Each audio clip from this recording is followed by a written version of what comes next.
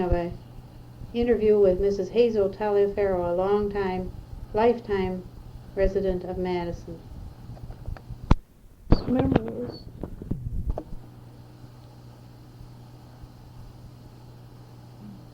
This is January 31st, 30th.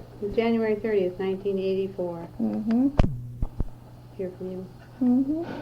See, one of my earliest memories was a ride in a Surrey to Middleton, to what is now a tavern. It's still standing.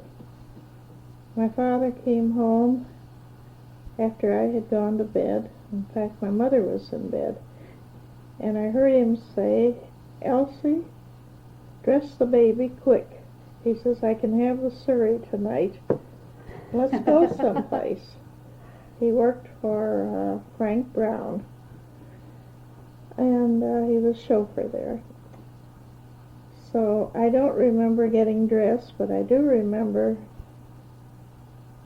coming awake during the ride and Was seeing... this in the wintertime? Yes, it was. It was a sleigh. No, it was a wagon, but it was clear. The path was clear. There was no snow, but it was chilly, I know. We were bundled up to our teeth, and that was the only ride I ever had behind a horse. And I remember it very distinctly. How long did it take you to get to Middleton? Must have been hours. I probably did, but I slept part of the time, I know. Were you the baby that they I was the baby, yes. And I was the only child then. Mm-hmm. And so we got to this house, which you can see now, right? It's still there. In fact, some man wrote a book about the customers here a few years ago that inhabited this place. And I guess it was sort of a tavern and an eating house. And a man by the name of Frank Hoover ran the place. And he was a friend of my father's. I remember then my father picking me up and carrying me upstairs, and there was a beautiful red carpet on the steps, and I was just awed by this beautiful velvety looking carpet, and put me on a bed and covered me up, and that's all I remember. I don't remember coming home or anything else. But that was one of the early, because I must have been very small. And one night I remember my father carrying me, and he looked down at me and he says, "Are you Papa's little girl?" And I had been asleep. We'd been over visiting the place where I was born, which was over on Proudfoot Street, which is right across from the Marshall Dairy now. Mm-hmm. And we stopped at my father stopped there and adjusted me in his arms, and my mother bent over and tied her shoes. And it was 4 or 5 blocks from Murray Street. Now, that area was all filled in, from the lake. From the lake. That was something that I feel should not have been done, but it was. And my aunts, my father's sisters, and other relatives used to skate all around in that area. Mm-hmm. And there were flags and cattails here and there, and I've got a nice cut that's still with you? Still with me, that I got cutting flags when I was 5 years old. When was that? What dates are you talking about? Well, I was born in 1906, so this probably was about 1911. 1911, yes. Uh-huh. And tell me a little more about your father. What did he do? And well, was he a lifetime Madison resident? No, he was born in the town of Forest up in Vernon County, and he was a product of that migration that came up right after the Civil War. Black people? Yeah. Mm-hmm. And Yeah. there was a settlement there, was there? There's quite an In Verona? extensive settlement. It's been researched and written about Mm-hmm. by several different people. And it was a very up-and-coming group of people. And his uncle had the first electric plant in the area, had the first tractor, had the first... They were farmers then. Uh-huh. They were hardy people. Hardy. They're very, very modern. They had a bathroom with all the trimmings, hot water plant, before we did down here in in the bush. Madison. Uh-huh. So, Do you know what's happened to that group? Are they still, parts of it still there? Has everybody no, left? there's not a soul left. No. It's like other farming communities where the young people just didn't stay. They came to Madison or Milwaukee or Chicago, and they were not too prolific either. Most of them didn't have large families. My father's family was one of three, and his uncle, who had the farm up there, he had 4 children. Yeah, so there weren't very many No, children. What about your mother? She was from Germany, Mm-hmm. and she came over when she was a child. And She was not black? No. Mhm. She came from East Germany, as a matter of fact. That is And she came over with her parents and 2 older brothers when she was just a child, and they settled in Rockport, New York. Lockport, I'm sorry. New York, which was right in the northwestern part of the state. And their older boy had gone west and was settled in Wisconsin, and he thought Wisconsin was the place. So the family moved to Wisconsin, the whole family. On the say-so of one, Pardon? one young man persuaded them all to come. Yeah. And my grandmother always regretted it all her life. She hated Wisconsin. Oh, really? Yes, well, when she left New York, the trees were blossoming and it was warm, Mm-hmm. and so the fruit growing area, Wisconsin, New York, and they had a fruit farm there, and they came here, and they came through Chicago and saw blood in the gutters, from the packing plants, and it was cold and slushy, and the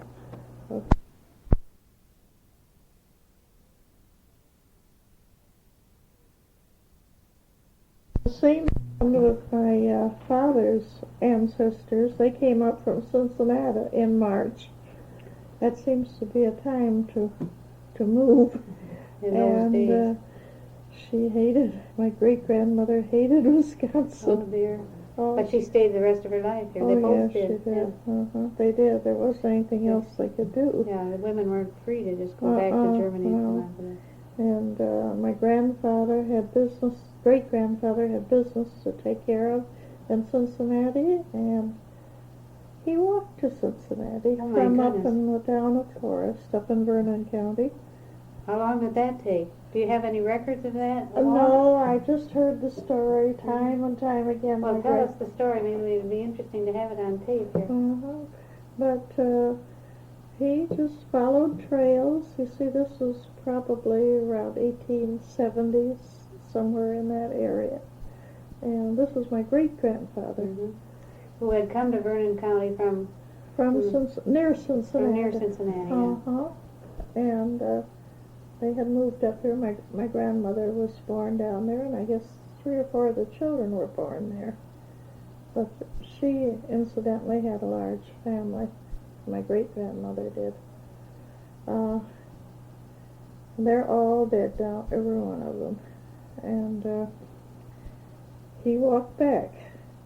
And he says sometimes he'd get a ride in a wagon for a few miles, but most of it was...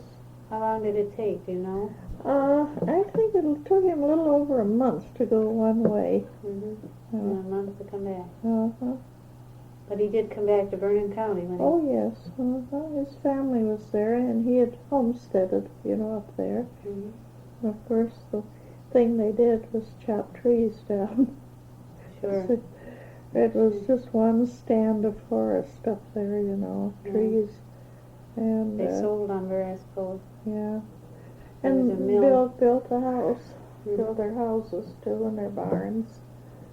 And I saw a picture of his family with all the kids lined up in front of the house.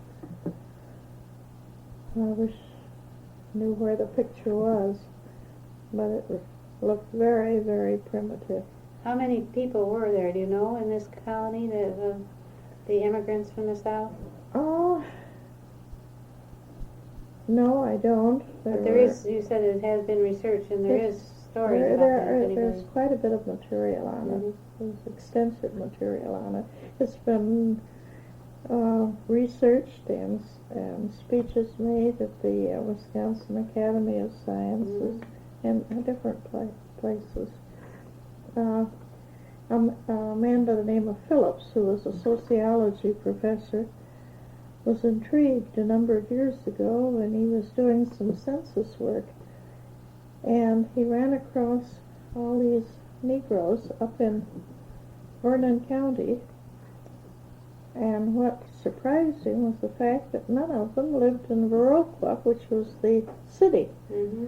And he'd always been told that Negroes coming from the South or migrating to the northern countries came to the cities. Mm-hmm.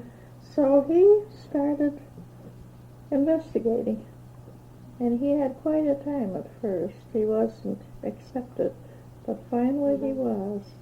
And the story of his finding these people and interviewing them is beautiful. He got to be very close friends to a number of them, but they were very suspicious because of the La Crosse had this Copperhead newspaper that was very violently anti-black, and they thought that he might be a representative of So this they have to newspaper. be very careful about what they said to anybody. But he finally won them over. I suppose his writings are in the historical library. Yes, they are. So if anybody I wants have to get some them. of them at home myself, Mhm. and he's published too, in different journals. Well, your father then grew up there, but then Yes. came to Madison when he was a young man, I suppose. He was 17 when he came to Madison. Did they go to high school up there? I suppose there wasn't a high school, was there? He went through about 5th or 6th grade. Mhm. That's the extent of his schooling. And that's why he worked so hard to see that we all... All got through. Oh, yeah. He met your mother in Madison then? huh? Quite by accident. My mother was working for... Do you remember Elsie Fireball? Yes. My mother was working for her parents, and there were 3 girls, I think. Mom used to talk about these girls, how pretty they were when they were little girls. And one day, my father was doing the yard work around, and one day he told my mother that he had met a very nice young man, or he wanted her to meet a very nice young man that he knew. And he introduced my mother to Papa. For goodness sake. Isn't that something? Well, It that just- really is. It's just, Yeah, all those things seem to be a matter of chance. Suppose they hadn't been convenient right at that moment. Something they might have. And it is interesting to me always to speculate on my mother and father's romantic courtship, because they, after you're born and they have a family, they don't look very romantic to you at all anymore. You just, but see, so they were married. they were married at Rockton, Illinois, just over the border. Mm-hmm. And they took a train down there and got married, and my father's uncle and his girlfriend went along with them To be the as witnesses. witnesses. So then, what did your father do when they set up?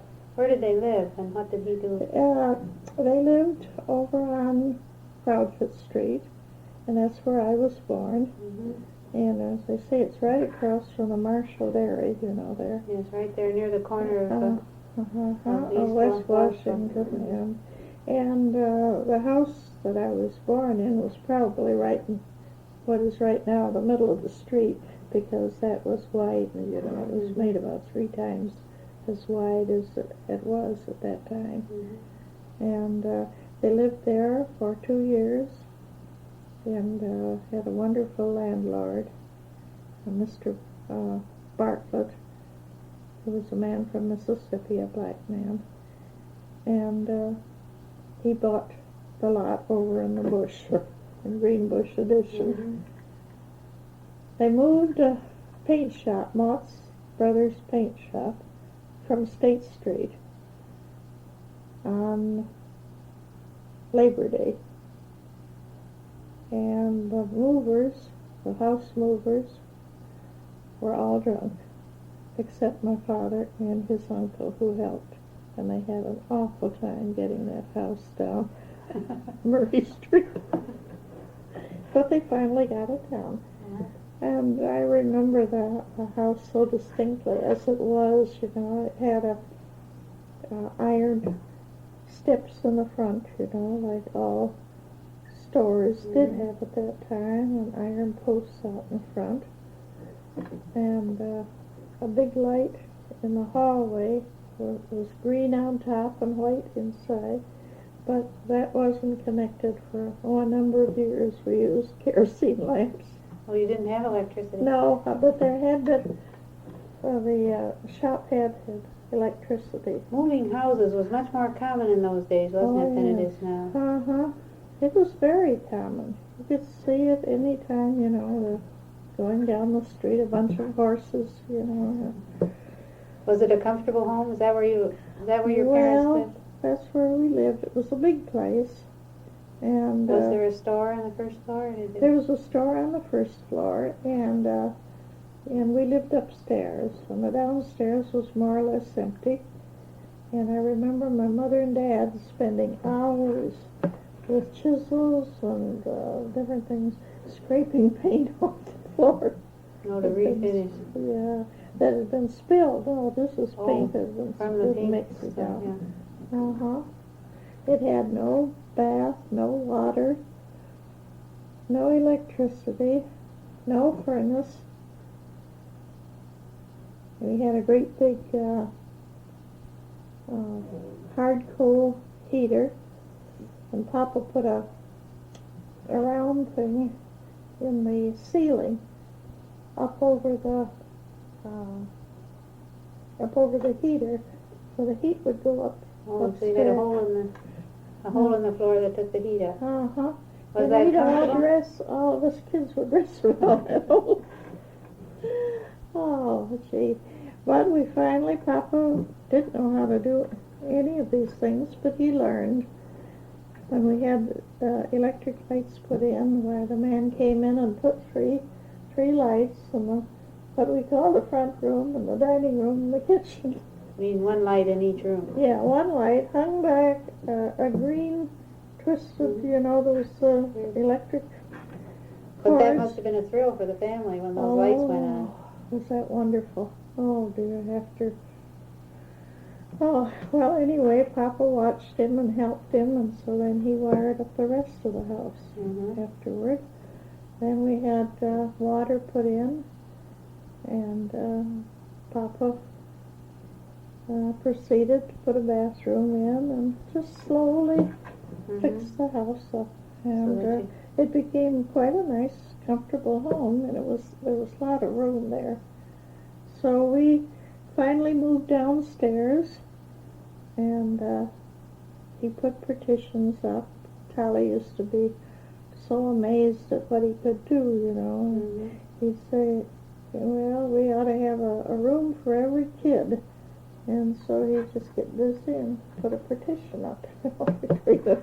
So every child had some privacy. Yes. That was a marvelous notion of his, and not very common in those days. No, Well, he had lived so crowded, you know, when he was a child. His mother and father separated, and his mother went back to the farm in near Hillsboro, up in town of Forest, and all of them slept, all of the kids, his cousins and uncles. He had uncles that were younger than he was, and an aunt, all slept in what was, I guess it was a little bit longer than this, in one bed up there. It was a log cabin. Like a litter of puppies. It was a log cabin, and he used to tell about waking up and there'd be snow on his bed, and the cracks in the... And between the logs, the chinking. Yeah.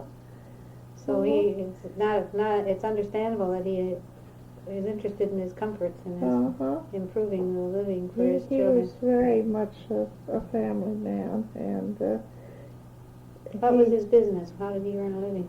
He was a carpenter, and he learned himself, and he used to make hiding places for the liquor distributors down in our neighborhood. In basements and well, sometimes they were in basements, sometimes in coal bins, and sometimes other places for the bootleggers. There was a lot. That's one thing you hear about the Greenbush area all the time. Is that it was a thriving liquor business. There were quite a few of them, But they were all our friends, and we got along beautifully with them. They were so good to us. But he did a lot of carpenter work around. We found out in later years that he had done carpenter work for our daughter's husband's mother's family over on Jennifer Street and put in a stairway. That's interesting. They were Madison people too. Yes, they were born here. They were Swiss people. So he worked very, very hard. He worked very hard up until his death. His death was more or less an accident. He was putting some threads in pipes, trying to get his father situated in a restaurant he was going to run, and had gone over to the Wisconsin Foundry where he had worked for a number of years and borrowed some tools, and in the process one of his ulcers broke through in his stomach, and we of course didn't know what had happened. Got him to the hospital, and they didn't know what had happened, and they took him to Bradley, which was a place where people a little bit off, a psychiatric ward, and Dr. Lawrence, was that his name? Yes. Came in. We had called Dr. He was a psychiatrist. We had called Dr. Lawrence one night, just looking in the telephone book when he had been ill, and so after that he always came and took care of him. So he walked in the room that morning, and he said, Jesus Christ, Oscar, have you gone nuts too? And, when they brought him into the psychiatric ward, Pardon? It took him to the psychiatric ward. Yeah. Because that's where the doctor was, I suppose. Yeah, And... so was he having terrible hemorrhage, was that it? Yes, he was. And he died, we got him in the hospital that afternoon, and he died the next night. Oh, how old a man was he then? 47. Isn't that terrible? It was awful. A waste. I think my daughter's going to be 50 this year. I remember thinking that my father had lived to be a ripe old age, and he died at 54, and now I look back and think, what they could have enjoyed, your father and my father, a lot of people. Yes. If they'd have been given a little more time, everything. Yeah, so Ma had 6 kids, So what did Ma do then to take care of her children? The house was paid for. I think he paid $200 for the house when he bought it, and $200 for the lot. But then he had spent money on the other improvements that he made. Yes, but he worked. He never bought anything that he couldn't pay cash for, and so we didn't have much. And we had rumors. My uncle was living with us, and my father's brother, and another man that had been living with us for years, a man from Bermuda that worked for the Hobbins family. And my oldest brother, Stanley, who was next to me, got a job at Oliver Davis. Do you remember him? No. Well, he had a eating place out around near where the Morey Airport is, or used to be. Well, I guess it's where Kohl's is now, that shopping center out there. Oh, yeah, on the southwest side. Stanley got a job working there nights, and he worked there full-time during the summer. And then Nelson, my next brother, went out there and worked. Then he got a job shining shoes up on State Street, but they were all going to school, you know, and working. So we made it, and we all, well, Talley still talks about this, he could never get over it. Whatever money we made, we'd put in a kind of a sugar bowl. It was quite large, about that big, and it was an antique. I wish I had it now. And whatever money we made, we put in that bowl, and whoever needed it would take it. And fortunately, no stranger needed it to come in and just take it. Well, Talley he just couldn't get over that. He still talks about... He's a big city man, I suppose, Talley is. Well, no, he came from a little tiny town, Kewanee, Illinois. Oh, yeah. But he said his family, that wouldn't have worked at all. What did you do? Did you work too while you were there? Well, I worked up at the dental clinic on State Street, and I worked at university hospitals. I worked in the diet kitchen, and I went to school, of course, you know, all those years. And I got my degree in 1934, which is 10 years after I started. But even though tuition was $15.50, I didn't have it, you know, and I'd go to school a semester and then work. You had to just live at home and make do and work all the time, so that you were putting money into the sugar bowl at the same time that you were going to school.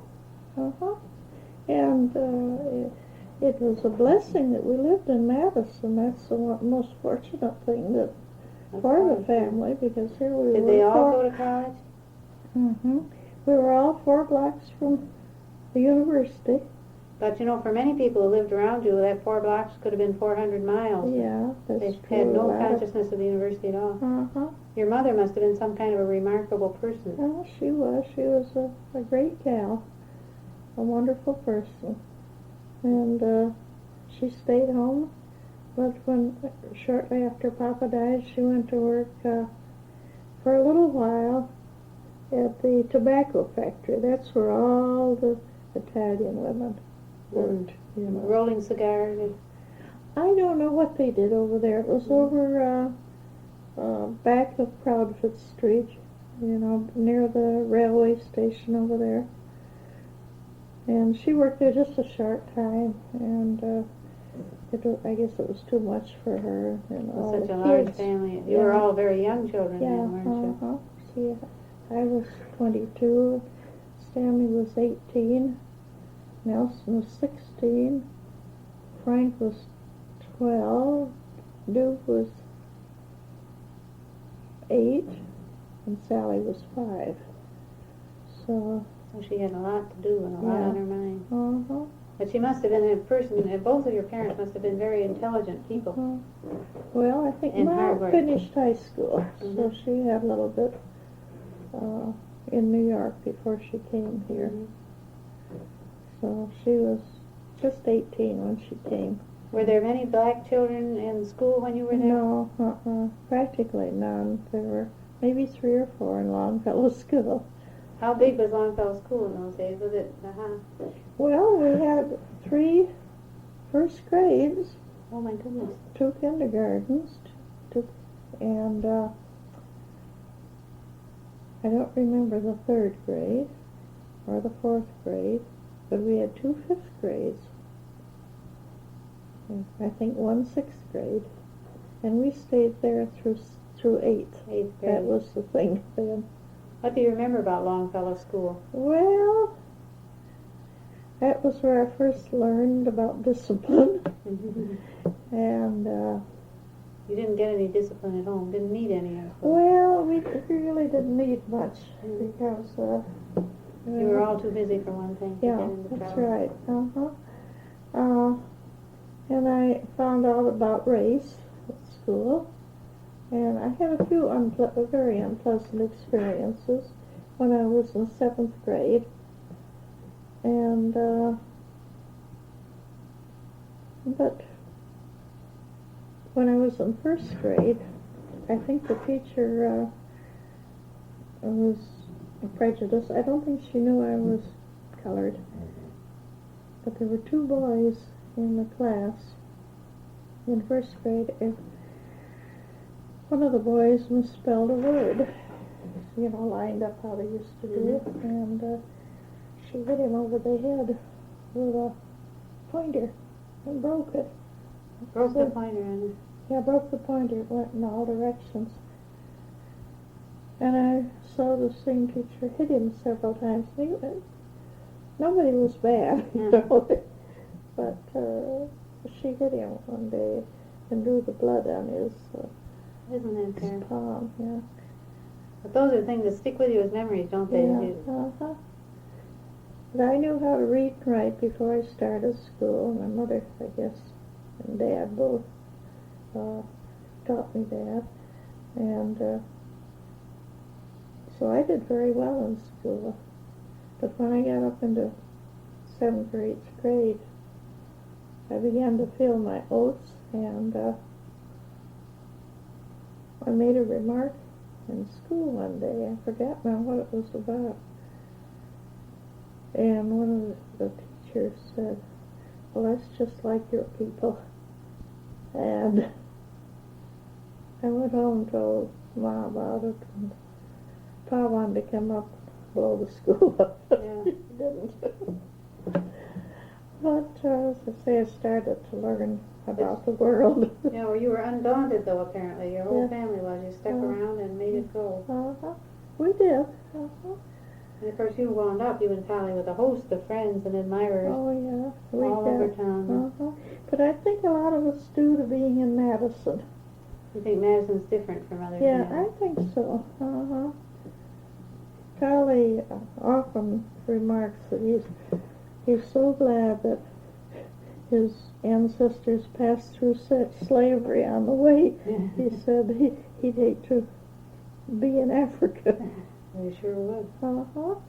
So. Well, you met him, I suppose, at the university when you were Yes, both I met him in students. chemistry class. And he stayed in chemistry. But Yeah, he did. what did you major in? Zoology. Zoology, yeah. I started in home ec, and I used to do a lot of sewing, and I thought I was pretty good at it.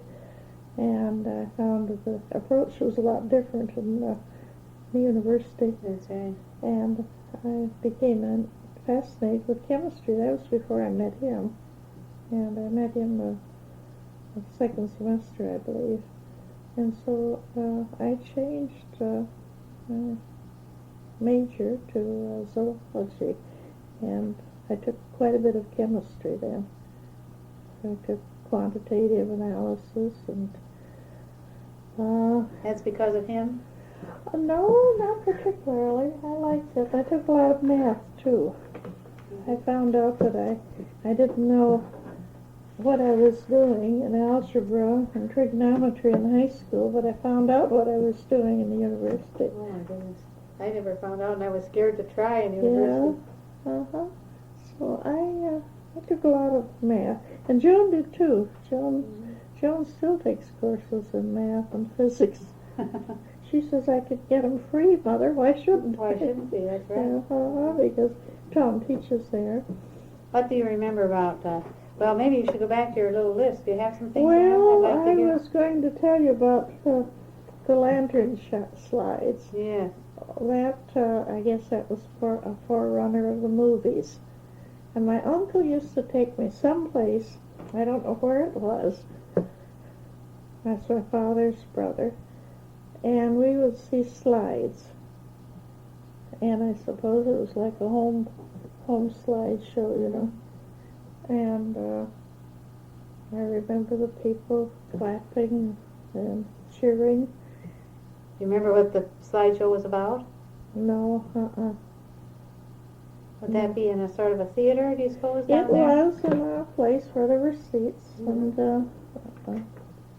I remember sitting on my uncle's lap. I couldn't have been more than 4 years old at that time. I wonder when they started having movies, do you know? I don't know. Must have been just after We that. had a movie called The Pastime down on the corner of Mound and West Washington Avenue. And everybody went to that in the neighborhood. And then it became Perlman's dry goods store later years. And then Perlman moved over to across the street from the University Hospitals, you know, on Oh, yes, I University remember Avenue. that now, yeah. They were lovely people, the Perlmans were. And another thing that we took advantage of were the puppet shows.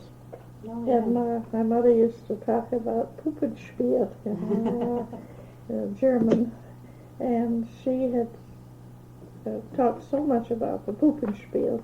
So finally the Puppenspiels came to Madison, and she was so excited about it. And you remember where Paley's junkyard was over in the bend in Regent Street? And, well, that area from the junkyard to Washington Avenue was vacant, and they put up tents there, and they would have the puppet shows. Would they stay around a while, the puppet shows, or these Madison puppets? They would change every week. They'd be there quite a few times during the summer. And that was great stuff. Oh, yes. Oh, gee. Well, really funny. My mother and father, all of us would go. Did they charge you a nickel or something to get in? Something. It was a small amount. That was nice. Do you remember what kind of stories they had? Were they the standard? No, I don't. Little Red Riding Hood and the... I think that was one of them, yes. And the Three Little Pigs. Gee. Oh, boy. I was going to tell you about our plumbing facilities. When I was small, my parents always warned me to never, never go out to the toilet, which was on the back end of the lot, without somebody being with me, because I might fall in and I'd drown. And they had a walk, a boardwalk, a pier-like, out to this toilet out here. It was on a little bit higher ground. And flags grew here and there, you know, and cattails, one thing and another. And one year, my father brought home a great big basket of Easter eggs, big basket, and from the people that he worked for. They made them for me. And Papa wouldn't let me eat them because he was afraid of the dye would be poisonous. And so they just dumped them beside the toilet there in this watery space. And I could see all those different colored eggs bouncing around, floating around in the water. And my aunts and me and relatives used to, in the wintertime, they'd all go skating all through that area there. And all that area was retrieved from the lake. Was the neighborhood house part of your life? Yes, that came about for us during the war, World War I. They gave classes in knitting and making garments it was primarily, I think, for the Italian immigrants. And they taught them to speak English, too. And I got in on it.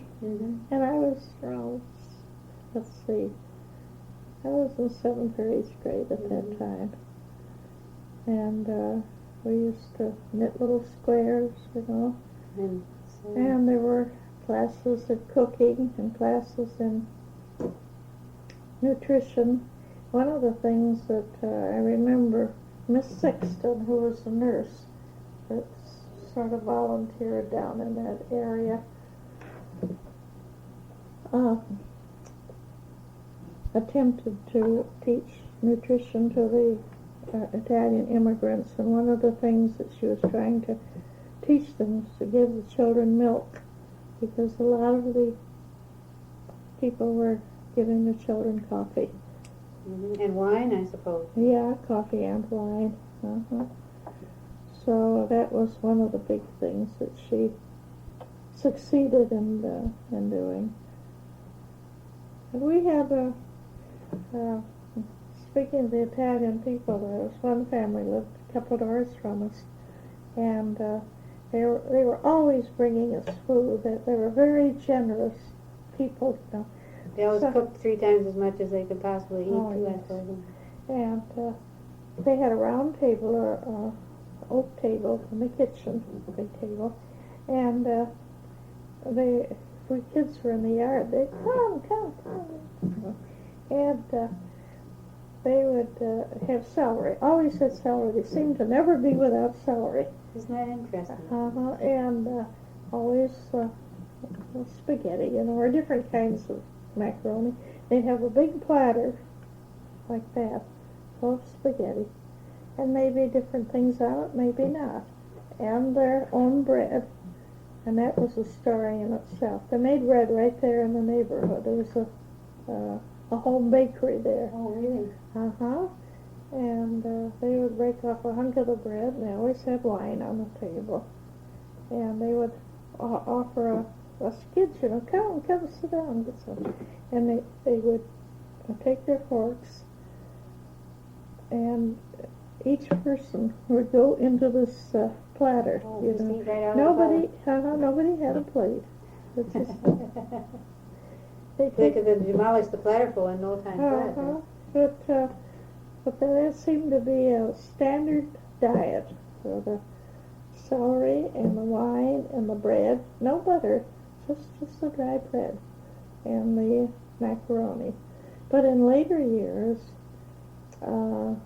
maybe in the 50s, some of those women were wonderful cooks, and their children grew up not liking Italian food. They wanted pork chops or something like that, hamburgers, and they'd continue to cook their stuff.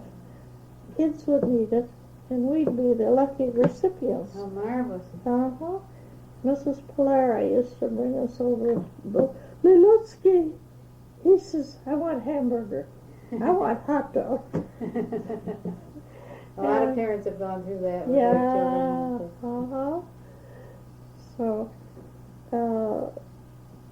one of the ladies there in the neighborhood became a gourmet cook.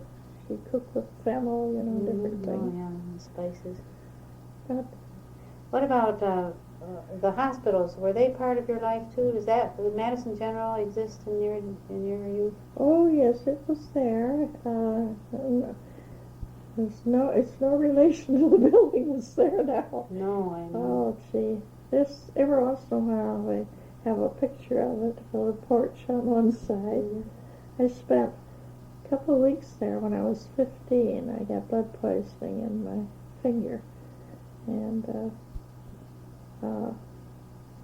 had to be tied my arm on the bed. We don't see that anymore, No, do we? I remember when we were kids looking for that black line that started up your arm. That was so scary. My father had been doctoring it himself. He'd put bread and milk, which was the thing Supposed to do. draw the poison out. Yeah, and Dr. not Calusi, that was before Calusi, Cooksey, says, Oscar, that's the worst thing you could have done. And so they took me to the hospital. I was there almost 2 weeks. And my mother went down to Perlman's to buy me some shoes, and they were size 5. We were going up to up in town of Forest to visit Papa's relatives. And my father says, my God, Elsie, where's that girl's feet going to? Size 5, I was 15. Now, when you took a trip like that, did you have a car? Yes. So you had a car. Oh, so you yeah. It was a half a block long. It was old. It was an old Buick. And I believe the engine was as long as the table. I know, they used to Oh, just use gee. How did we drive them? How could we turn those steering wheels? I don't know Shift how those they did. gears. And shift them. Yeah. Oh, see. I always wonder about that because for many years I drove a car like that. We all did. You did? Until relatively recently when we began to get automatic transmission, power Oh, steering, power brake. Papa get down with both hands and shift gears. Yeah. But we go up there and remember the first time we went there, we must have plowed through dust that foot. Do you remember having to get out of the car and push it up the hill too? No, we didn't do that, but we did do some pushing through the dust, and that was. I can also remember in my family when a tire would blow out, it meant you stopped and you sat right down and you get the tire irons and then you'd patch it with that funny smelling stuff. Yeah. Put it back on and away you'd go again. Oh, gee. Oh. Papa always had a luggage carrier, one of these spring-like things. On the running board? Yeah, on the running board. Came home, and as I say, Talley, he put me right to bed and stayed upstairs. And Talley likes to tell about how he'd fry an egg for me, and he'd lie down on the kitchen floor while it cooked. Because his back was troubling him? Yeah. And then he'd bring it upstairs. What a house full. What a bunch of people you were. Oh, it was awful. Then my sister would come in and help clean up a little bit. What about your brothers and sisters? Where are they now? Well, one brother's dead now, but he was in California. He had a brain tumor. But my relatives were in and out, In Madison? Yeah. Stanley and Demetri, you know them, Yeah, I know them, sure. And so we have a boy that was at the house then, and he's still with us. And Demetri jumped onto him and said the reason that I got sick was because the house was so dirty. Well, it wasn't that dirty, but she's meticulous, very meticulous. So we get around here and clean this house up. She says she won't get sick. Well, anyway, they helped, and then I had another brother that was ill, and they didn't help, but they came in every day, they said, to see how I was. But you can't remember their coming? No. Isn't that terrible? Talley must have been scared out of his wits. He was. So my brother-in-law, John, Sally's husband, was down by how Talley was crying.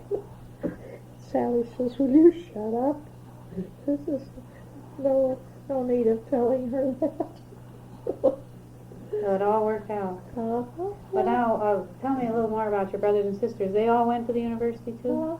That must have made you a very unusual family, weren't you?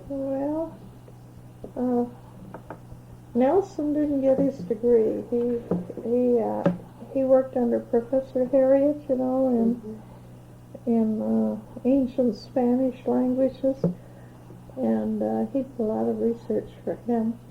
And he got a hernia in May. Just before graduation? Just before graduation. He didn't do his final exams. He spent that period in the infirmary. So that was, and he never went back to finish. And does he live in Madison now? He lives near Sauk City, but he was in Texas for years and in California. He always did research for airplane companies on insulation and stuff. Oh, that's interesting. He was an engineer. Just by desire and. and brain. He never had any training in engineering at all. Isn't that wonderful? But he was always very good at it. And your sister Sally is in town? Yeah, she lives out on the South Highlands Road. You know where Elizabeth Link lived? Mm-hmm.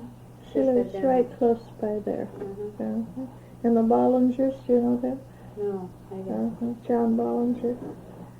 We had a little party night before last, and the whole neighborhood was up at my sister's, and the Bollingers are a very nice family. He's been given several awards for his teaching and one thing and another in the engineering department. I remember that name. And their kids were there, and Mrs. Bollingger. And John was one of these self-made men. He came over when he was 17 and nearly starved to death. What do they call him? Stowaway on a ship. Unable to speak a word of English. Remarkable people, weren't and he became he's from Holland, and he became president of his optical company. Amazing. So he's quite an unusual person. How many black people were there in Madison while you were growing up? Very few. Most of them living right down there in that neighborhood. Well, no, there were two groups. Well, maybe really three groups. There were a few down in the bush. I think there were fewer of them than the other two places. There was another group on East Dayton Street. You know where the old colored church was, the Methodist church down there. And then there were some out in South Madison, on Baird and Beltline. Fisher. But that was it. But there were dispersed in the city. Now that sounds a little bit unusual. People were living all over practically in Madison. There were people on Henry Street. There was a family on State Street, State and I think Henry. And there was another family over on Henry Street, back of where the Superette is, the grocery store there. You know? And there were people, there was a family lived in North Hamilton, just a couple blocks from the square. And did they all go to the same church, did you? It was the Methodist church back in those days, the people that did go to church over on the east side. And I suppose a lot of people didn't go. It was so far away for those in South Madison. And then when I was in high school, the Baptists started organizing, and they built a church up on Johnson Street, between Francis and Lake, I believe it was, on Johnson. Right on the campus, practically. And that had quite a large membership. I used to go now and then to the Methodist church, and my father used to go now and then. My mother was brought up a Lutheran. And they kind of lost their religious ties, and we grew up more or less without any church. Actually, you sound like quite a sophisticated modern family. Well, I don't know whether it's sophisticated but anyway, now we belong to Unitarian Society, and we have quite a few blacks in them. Do you, in your group? In both First Church and the Prairie Society. Quite a few now. There's some remarkable groups of people moving into town now, aren't there? The Barnard Mans and the Pat Watkins. I don't know whether you know any of these people. I know the Mans. And this girl that was presented a week or so ago, Lorraine Bejoyer, I don't know just how to pronounce her name. She belongs to Prairie. There are quite a few, couple black women in the choir at First Church. So we were there we went last Sunday. We go to Prairie most of the time. It's more freewheeling. Where is Prairie? It's out off Seminole Highway. Oh, yes. And the Verona Road. I remember right out here, down the Beltline. Yeah. I went by it one day. I was so surprised to see it there. And we went to First Society because Max was telling about his boy came home one day and he said he joined the YMCA and he wanted to know just what kind of religion they were. And he says some of the kids say they're Christians and some of the kids say they're Jews. He says, what are we? And so Max, in his newsletter, says, I'll try to answer that. Well, there are a good many Unitarians that start out being Jews and Catholics and everything. Well, Max himself was a Jew, you know. Yeah. But his mother never followed the Jewish tenets, and so he wanted to find out what religion was all about, so he started going to Baptist church, which I think is hilarious. Yeah, well, he got a good snoop over there. I'm going to turn this on. In zoology in 1934, and I had a baby in 1934, and so you know what I did the first couple of years. Sure. And so I was without a job for a long time, and Talley was working at Lawrence's restaurant on State Street, and I think he got $6 a week, which was he in graduate school then? Yeah, But he was working and going to school. The $6 sounds terrible now, but at that time it wasn't good, but it wasn't as terrible as it sounds now. Sounds just horrible now. You can't go to the grocery store. It's just impossible now. So you make more than that an hour. Well, anyway, I had been working while I was in school. You see, I'd be in and out. What you did with your life. Well, I had been working at the dental clinic off and on while I was in school. What sort of work were you doing? Well, taking care of the books. Management sort of. Well, it was a little bit of everything. I sterilized instruments, got the patients in, put a towel around their necks, and got their records out for the doctor.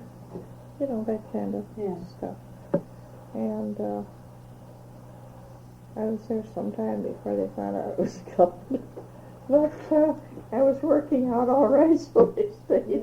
And a couple of dentists. That's a good way to do it, isn't it? Teach them a lesson. The dentists became friends, you know, I mean, personal friends afterward.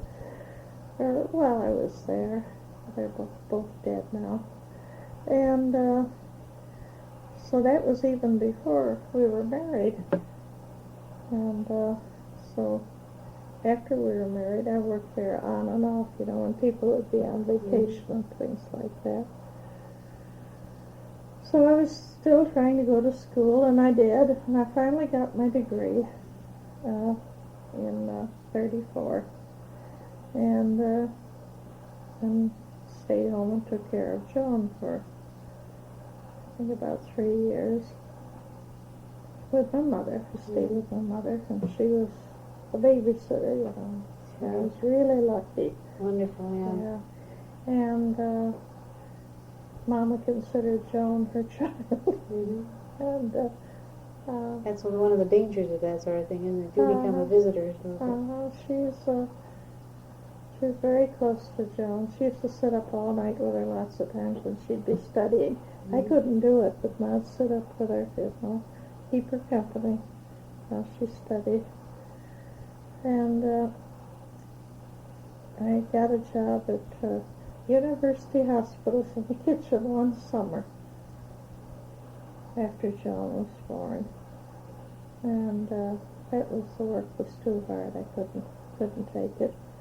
This was after I graduated, but that was the height of the Depression, and nobody had jobs. Yeah, Talley had a job, a WPA, or no, they didn't call it that. It was a student name, NYA or something like that. So we made it. I borrowed money from the Industrial Commission for tuition at $15.50 tuition, and we made it that way. Well, and I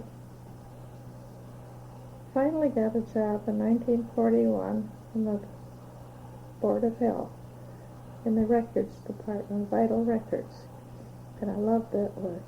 And that was you did that all the rest of your career? No, I did that until 1962, I believe. From 41 to 62 I did that.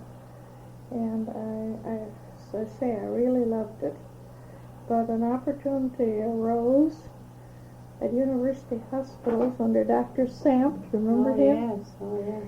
And I won a job there, and I could use my training in zoology, and that was the most beautiful job I ever had. It was just wonderful, and I stayed there 2 years. So I learned how to do cancer abstracts and all the other things that go with keeping a cancer registry for the hospital. And then a job opened at the Division of Health. And so they gave me an oral exam, one of those kinds of things. And I got that job, and I stayed there until I retired. And when did you retire? I retired in 1971. So I've been retired for a long time. 12 years will be. The time flies away, doesn't it? Yeah. I will be retired 5 years this year, and it seems so. I published 3 books and on my findings. This was statewide, the cancer registry was. And I'm very proud of one of them. The other 2 I'm not so proud of, because for the one book I did, I had a wonderful gal that did the typing for me, and she did a beautiful job, just beautiful. Well, I couldn't get her for the last one, and I had to take what I could get. And they were all good, but they were all different. And that's marvelous to have those, isn't it? They're there and real, and you can see what you accomplished and get the results of it. Dr. Fyzler was wonderful to me, and Dr. Vanduser and Dr. Newport, all of them were very, very, very good to me. And so you would say that it's been worth your while to stick it out in Madison and make yes. your life here? Oh, Talley and I both say that we couldn't have done what we did if we'd been someplace else. No, you would have had to fight too many other things along the way. Yeah, it's been very wonderful. The people we've met, the friends we have, you just don't get them other places. Dr. Fyzler notices that now out in California, he just really has such a group of people in Madison you won't find any place else. No, that's true.